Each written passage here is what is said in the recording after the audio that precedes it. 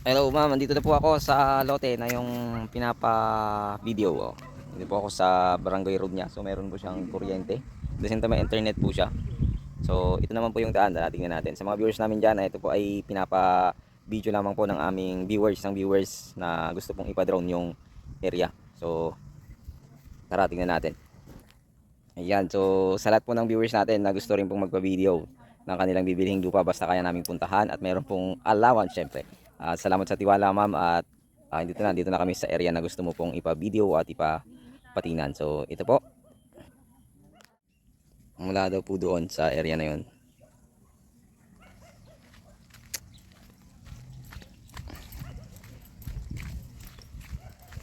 Dito.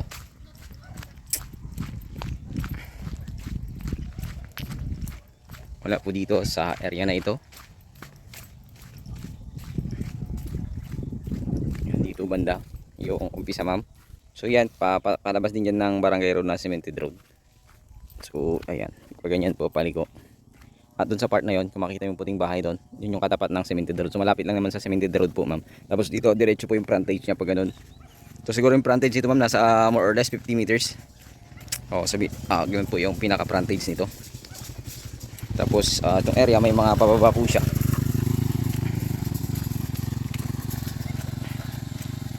At ito naman yung daan. Ito yung daan nila papasok sa lote. Pababa. Ayan. So magandang i-develop yan. So parang heli type ang alam ko yung area natin. So check natin mamaya kung naka-corner lot. Parang may nasisilip akong daan po doon. At hanggang doon daw sabi niya. Doon sa may... Para makita rin nyo po. Kung hindi nyo po nakita sa video or sa picture, ipapakita ko po sa inyo ma'am. Para hindi naman po sayang yung pagpunta namin dito. So maganda sanang i-vlog to no. Na kung for sale. Pero bibilhin na po ng ating isang viewer. Pinapacheck na lang lahat ng papel.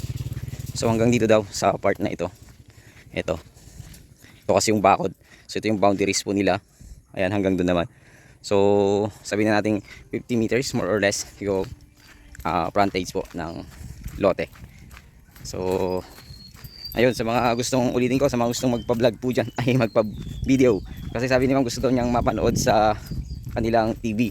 So kailangan naming i-vlog or kailangan naming i-edit para mas malinaw po yung pagkaka-video. Kasi i-drone po namin to, pinapa-drone po ni ma'am. Actually maganda itong napili ni ma'am. Wala siyang napili sa aming mga vlog. Itong sa kanya, maganda itong napili niya. Aron po ito ng Ordaneta, Pangasinan. So wala kasi kaming Ordaneta pa. Kaya ngayon dito kami sa Ordaneta. Ito yung lote. Papasok. Heli type siya. Pababa then yung bakod doon. Yung boundary, yung bakod sir. Yung boundary, yung bakod ma'am. O yun parang may daan siya na nakadikit doon. Private yung road. Hindi nasiminto na, hindi na private road yan. Private road yan. Pinasimento nila. Kay Ildefonso po yan. Kay Danny Ildefonso pala yun. So private road yun, hindi pwedeng magbukas. Pero nakadikit ka naman po sa Barangay Road ma'am. Tapos ito pa diretso na. Kasi maluwang to 2.6 eh. Ganun po siya sir, kwadrado pong pag ganun. Tapos pag ganun, nakaislope siyang ganun lang. Pag ganun po doon no. Itong nakikita mo ma'am na itong area na ito. Ito kasi itong nakikita mo sir na ito baka halos 1 hektarya lang mahigit ito. So mayroon pa yang mas malawak kasi 2.6 eh. Mas malawak pa po yung 161 po. mas malawak pa po yung hindi natin nakikita ma'am. So i-drone po natin. Pero alam mo yung boundary nito sir. Pag palipan na lang drone. Yun po, kawayan lang na po yun eh. Pag yung kawayan na yan sir, papaganon siya, kulang yan. Pero mas maganda po pag na-survey. Marirelocate naman po ma'am kaya wala pong problema. Siguro mas maganda rin po yun. Yung before po kayo di ba may usapan naman kayo, pa-relocate nyo muna tong area. Para makita nyo po kung makamamaya mayroong magreklamo na makuha doon. Ang alam niya ilupa niya, hindi naman. Tapos doon sa kabila, ganun din. So pag relocate sir, kailangan nyo makausap yung mga naka-boundaries. Yung bawat katabi ninyo. So ito po yun ma'am. So idodrone po namin, abangan mo po. Ayan, maraming salamat po. Ito tap nyo po. Ayan. Asan na si kuya? Ako po. Ayan ma'am, dito sila. Nagpasama po kami. Hello po. Ayan. So siyempre kasama ko si Jet. Ayan. Shout out. Ayan, shout out po sa inyong lahat. Please follow po nyo ako sa aking munting channel.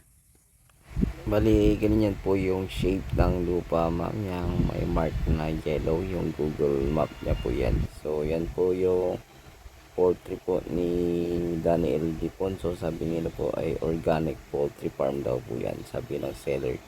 So yan naman po yung itsura ng lupa. So kailangan po talaga ng relocate kasi ang may bakod lang po doon sa boundary ni Daniel Diponso. Bali doon po sa kabila ay wala po, at sa likod wala pa akong makitang bound na bakod. Hindi tulad nung dito sa kanang right side ni El Diponso may bakod po. So ganyan po yung sa likod. Ayan, ganyan din po yung likod niya. Ganyan naman po yung pag nasa side niya. So makikita nyo po marami na pong bahay dyan, pero yan po ay wala pong bakod sa part na yon ng area. So pag pinaliparan po natin ito, makikita nyo nandito tayo sa pinakabungad. Ayan po, maganda naman po itong lote. Heli-type siya, tapos syempre pasture land.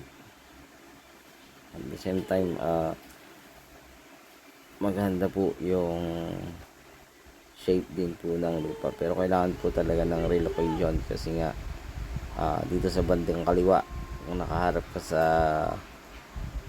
lote, wala po siyang bakod. So baka mamaya may matamaan po tayong lote sa kabila at dun sa likod. Syempre baka magkaroon po ng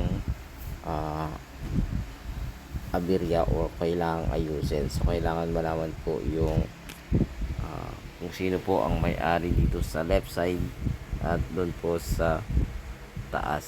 Ganun din po, baka mamaya itong kaboundary nating mga bahay baka mamaya may makuha tayo or may nakuha sila or tayo po ang nakakuha sa kanila. At least maitama po, kasi kung mapapansin nyo po itong part na ito, wala pong bakod dyan, mga kahoy lamang po yung boundaries po ng mga lupa. Kailangan dapat may bakod na po yan kasi parang parehas sila ng shape. Siguro dating iisang may-ari niyan nung transfer po nila sa kanilang pangalan ng seller po natin. So sa dito naman sa likod, ganoon din, walang boundaries. Sa side ayan, makikita nyo wala pong boundaries. Yan sa gitna, dito sa right side kung nakagaling tayo sa likod, wala din po. Mga puno lang yung boundaries niya, kaya kailangan talaga ng relocation para masigurado po nyo yung binibili nyo pong lupa. Pag nagbakod na po kayo at hindi po kayo magka-problema sa katabi nyo, mahirap naman po na pagbayad nyo na tsaka nyo po ayusin yung relocation. Kasi ang mahirap doon kung magkakaproblema po hindi po pala maayos, hindi nila maayos doon sa kanilang kapitbahay, kayo po yung makikipag-ayos. So mas maigi po yung seller po yung makikipag-ayos kung sakasakaling may problema po sa boundaries. Ayan, kay Ildefonso po yung bakod na yan. Syempre mas maganda kung may sarili po kayong bakod kung sakasakaling matuloy nyo pong goal po ito. So ayan po kami. Ayan, so sana nagustuhan nyo po itong drone namin.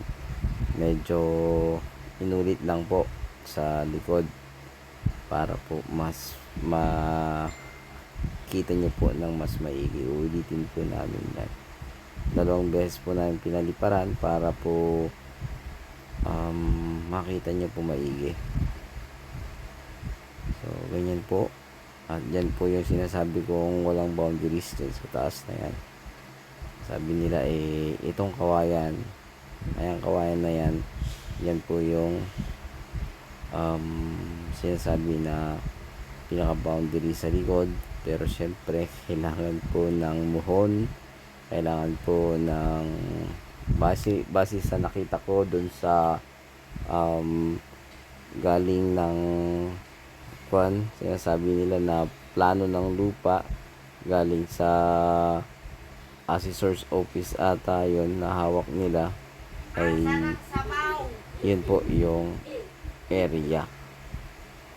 Bali kung titingnan ko po yan, mayroon po siyang 1, 2, 3, 4, 5. 5 po ang muhon na kailangang ilagay. Pero depende po kasi mayroon po yung description sa title. Yun po yung description po yung masusunod. At meron naman po kami taga-relocate, so wala tayong magiging problema. Basta po bigyan nyo lang po kami ng signal kung gusto nyo pong ipa-relocate at i-message nyo lang po ako. At ngayon, maraming salamat po sa tiwala, ma'am.